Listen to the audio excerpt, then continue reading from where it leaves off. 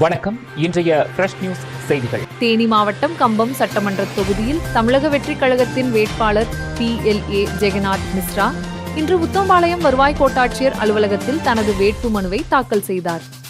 முன்னதாக உத்தம்பாளையம் பைபாஸ் பகுதியில் இருந்து தலையில் மஞ்சள் துண்டு அணிந்து ஆதரவாளர்களுடன் ஊர்வலமாக அலுவலகம் சென்றார்.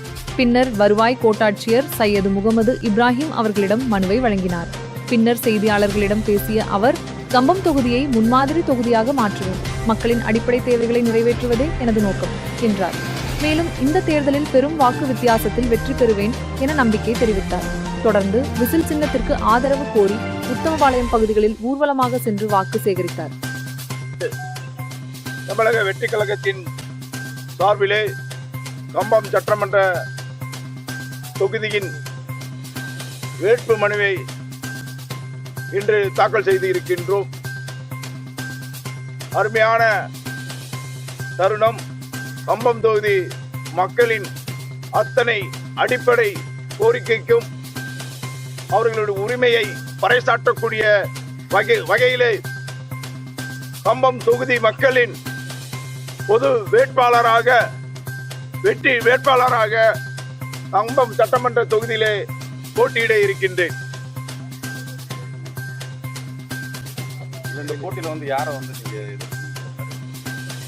உங்களுக்கு போட்டியா யாரை பாக்குறீங்க? எனக்கு போட்டியா யாருமே இல்லை.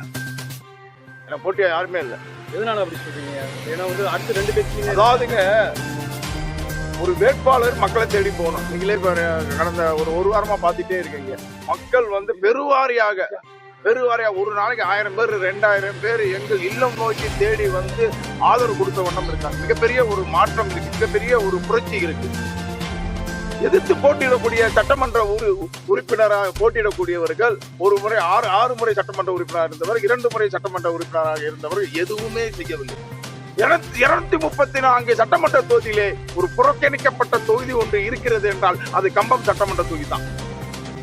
எந்த ஒரு அடிப்படையும் இல்லை. அரசு கல்லூரி இல்ல, தொழிற்சாலை இல்ல, மருத்துவமனை இருக்கு. 24 மணி நேரம் டாக்டர் இருக்காங்களா? 30,000 பேருக்கு கம்பம் சட்டமன்றத்தில் வேலை வாய்ப்பு இல்லை. ஒரு நாளைக்கு 10,000 பெண்கள் கொத்தடிமைகளாக எல்லாம் பாக்குறீங்க. ஜீப்ல 5 பேர் 6 பேர் பயணிக்கக்கூடிய ஜீப்ல 20 பேர் 25 பேர் பயணித்துக்கிட்டு இருக்காங்க. ஆடு மாட கூட ஒரு லைலாண்டு லாரியில 12 மாடத்தை ஏத்தணுங்கிறான்.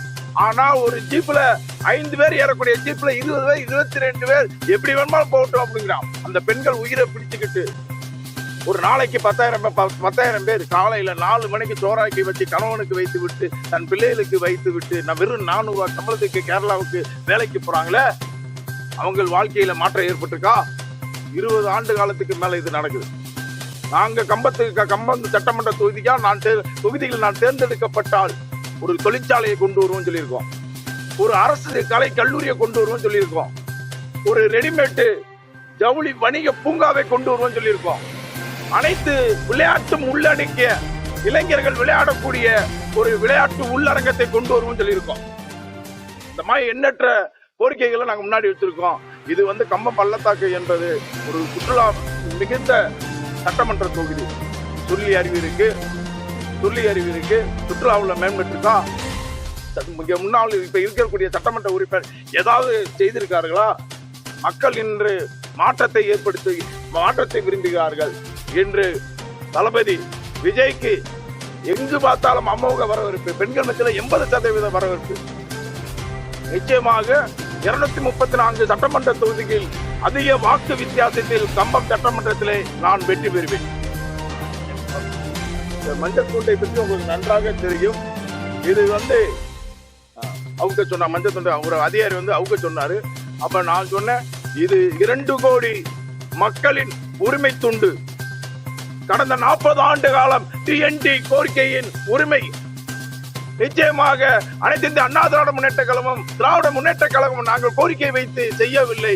நிச்சயமாக தளபதி விஜய் அவர்கள் செய்வார்கள். சட்டமன்றத்திலே என்னுடைய குரல் TNTக்காக ஒலிக்கும் என்பதை எடுத்து காட்டுவதற்காகத்தான் இன்று எங்களுடைய 2 கோடி மக்களின் உரிமை துண்டியை கட்டி வேட்புமனு தாக்கல் செய்திருக்கின்றேன்.